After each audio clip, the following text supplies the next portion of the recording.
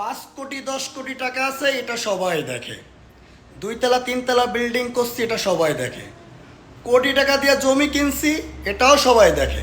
আর লুচির মতন জলে, কিন্তু এগুলো যে কত কষ্ট করে করছি এটা একবারও কেউ ভাবে না। বিষয়টা এমন না যে তুমি হালালভাবে ইনকাম করছো আর আমি হারামভাবে ইনকাম করে এগুলোই করছি। বিষয়টা এলো এমন, আমার বাপে একটা কথা বলতো যে কাম অ্যান্ড ব্যাগ, ব্যাগ অ্যান্ড কাম। মানে আপনি যান আর আসেন স্কুলে, আপনিও লেখাপড়া করতে যান স্কুলে, আমিও যাই লেখাপড়া করতে।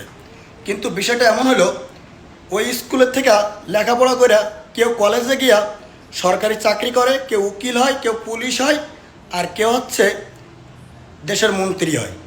আর ওই স্কুলে আবার কেউ লেখাপড়া করে কেউ চোর হয়, কেউ ডাকাত হয়, কেউ গুন্ডা হয়, কেউ বেকার ঘুরে বেড়ায়, কেউ বাপের হোটেলে খায়, আর কেউ আবার মাগি নিয়ে ঘরে, কেউ বাপের পয়সা নষ্ট করে, কেউ মাঠে গিয়া কাজ করে। ব্যাপারটা এমন, যে যতটা পরিশ্রম করে সে ততটা ফল তার ভোগ করে। তা বিষয়টা হলো এমন, আমার জীবনে যে আমি কতটা কষ্ট করছি এটা কেউ দেখে না। একটা মানুষের সাকসেস হওয়ার পিছনে, একটা মানুষ সফল হওয়ার পিছনে তার পরিশ্রমটাই সব থেকে বেশি ইম্পর্টেন্ট। সে পরিশ্রম না করলে কখনো একটা মানুষ সফলতা হতে পারে না। আমি আমার জীবনে অনেক কষ্ট করছি, কান্নাকাটি করছি। আপনিও বিদেশে 10 বছর আছেন, আমিও বিদেশে 10 বছর আছি। এমনও হয়েছে আপনি বিদেশে 20 বছর আছেন, আমি বিদেশে 10 বছর হয়েছি। বাট হয়তো আমি কোটি কোটি টাকা রাখছি, বাড়ি গাড়ি করছি, জমি কিনছি, বাট আপনি এখন একটা ঘর বন্ধ করতে পারেন না। এখন কথাটা হলো এমন যে আপনি হালাল পথে ইনকাম করছেন বলে আপনি কিছু করতে পারেন না, আর আমি হারাম পথে ইনকাম করছি বলে আমি সব কিছু করতে পারছি। আসলে বিষয়টা এমন না। বিষয়টা হলো এমন, আপনি যেই কোম্পানিতে 2500 টাকা বেতনে কাজ করছেন, হয়তো সাবমিট দিন কাজ করছেন, আর আমি যে কোম্পানিতে কাজ করছি 2500 টাকা বেতনে, কিন্তু আমি কোনোদিন ছুটি কাটাই নাই, আমি 30 দিন কাজ করছি। বিষয়টা হলো এমন। আর আপনি যখন 26 দিন কাজ কইরা মনে করেন 2600 টাকা, মনে করেন 2500 টাকা পাইছেন, এখন 4 দিন যে মাসে ছুটি কাটাইছেন, এই 4 দিনে আপনার 1000 টাকা খরচ হয়ে গেছে, বাদ বাকি থাকলো 1500 টাকা। এখন আপনি মনে করেন 1000 টাকা খরচ করছেন কীভাবে?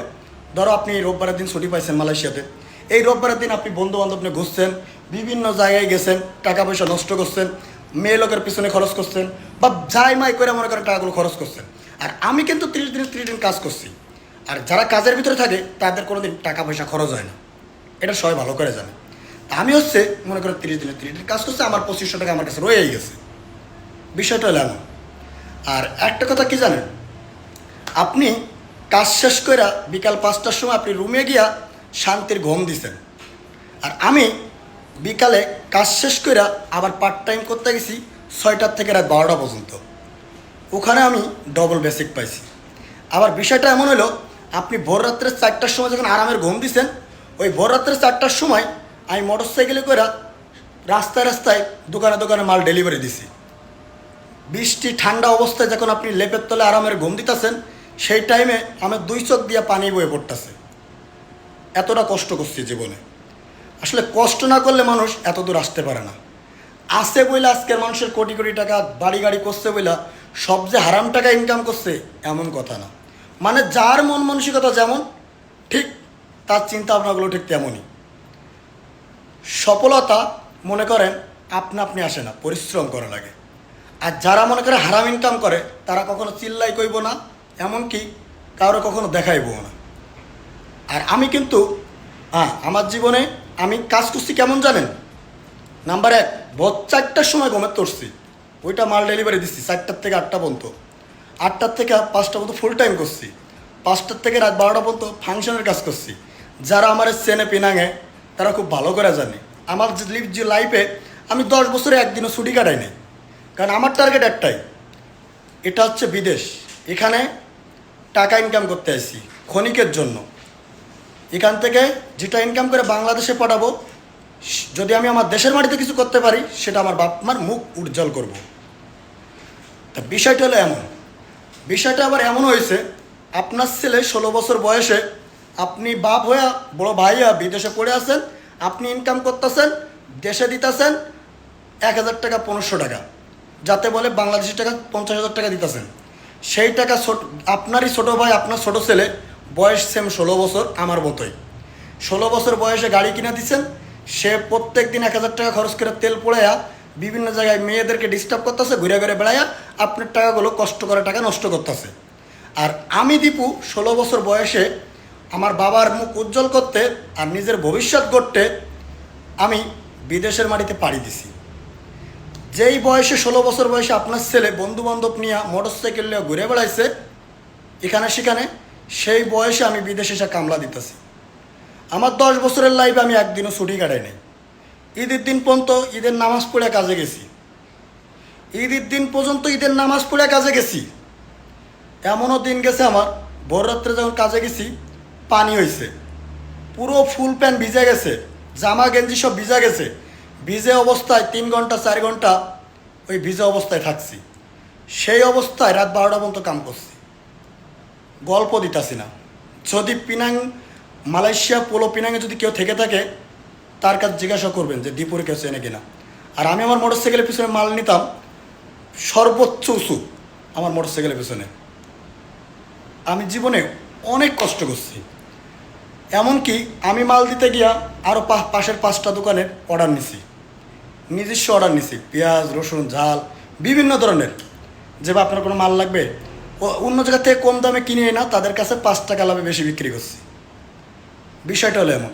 আর আপনি এক কোম্পানিতে কাজ করছেন, মাসে একটাই বেতন পাইছেন, সেই একটা বেতন নিয়ে পড়ে আছেন, লাস্টে কইতেছেন আমার কপালের দোষ। মানে আপনি চেষ্টা করেন নাই। যে চেষ্টা করছে সে সফল হয়েছে। জীবনে চেষ্টা না করলে কিছু হয় না।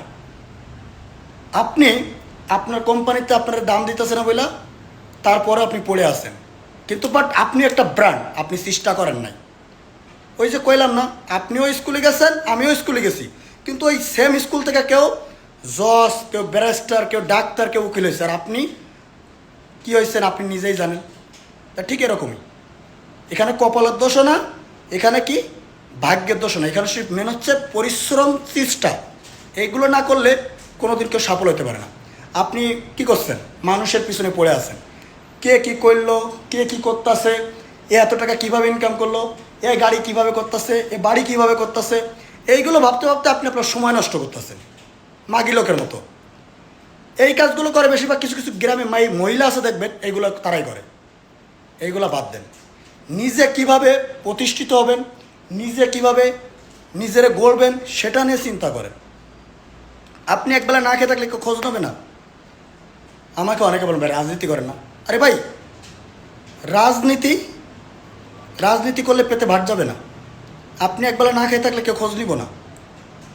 দেশে যেই মন্ত্রী হোক, যেই এমপি হোক, যে ভালো কাজ করবে আমরা তাকে ভালোবাসি।